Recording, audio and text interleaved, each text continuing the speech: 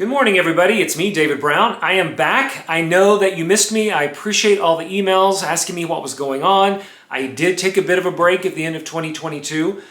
We were staffing up the firm. I was hiring employees for my firm, super busy with jobs, preparing for what 2023 was going to be, and I apologize. I am excited, however, to say that I'm committed to doing these design and dialogues for you every Wednesday throughout the year of 2023 and beyond. I know that they mean a lot. I have a lot of satisfaction from the conversations they start, so I appreciate it, and it's really good to know that you appreciate it as well.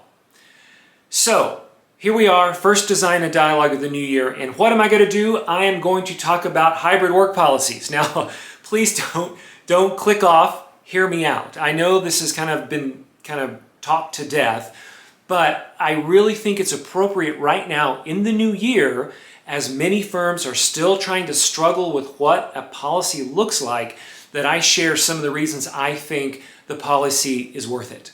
I'm going to make this a two-part. So this first part is about why it's important and beneficial for the employees, and then we'll get into why it's important for the employers next week. But for now, I want to share 3 reasons that having a hybrid work policy is good for the employee. Number 1, off the bat, easy to say, productivity. Forbes said in an October article that worker productivity increased 4.9%. Now that's 4.9% an hour over the pandemic. That's insane. That is an insane amount of productivity without being in the office. And so Forbes dug a little deeper and asked, well, what do you attribute this productivity to? And 92% of the participants in the survey said the ability to focus on a task for a longer time. And so with a hybrid policy, for those days that someone might be working at home, let them quietly work at home, focus longer on a task, increase that productivity, i.e. production of documentation, maybe, and have that be part of their job. And then have them come in and meet and do the things that are very distractive when they're in the office. But the number one reason to have a hybrid policy is that productivity. It's beneficial for the employer and for the employee. The second thing that people that work for your firm appreciate about a flex policy is the open schedule, the ability to schedule what they need to do in their own time. I think gone are the days of kind of a work-life balance seesaw where you clunk everything work for this chunk and then it clunks back over to do personal stuff in this kind of time frame. Those days are done.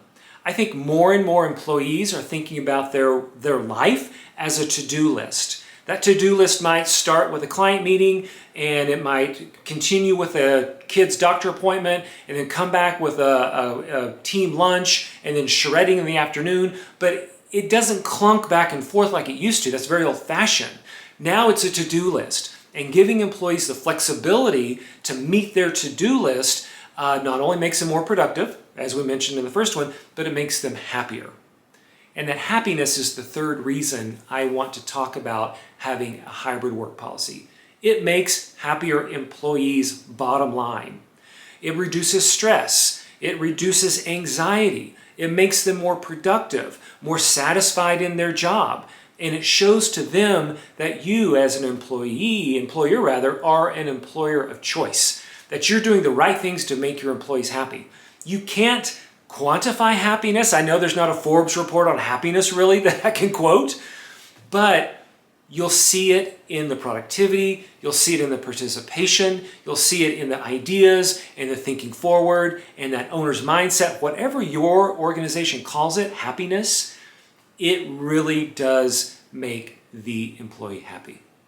So I appreciate you listening to me beat this dead horse one last time, but this is very important. I think this will still be an important topic as we go through the year, and I hope these few tips give you a different perspective if your firm is thinking about a flex time policy. That's it for today, everybody. It is so great to be back. I can't wait to talk to you next week, and as always, comment, like, subscribe, let me know what you think. Did I miss anything? Any reasons you love hybrid work policy? Share it below, and let's start a conversation. All right, have a good day.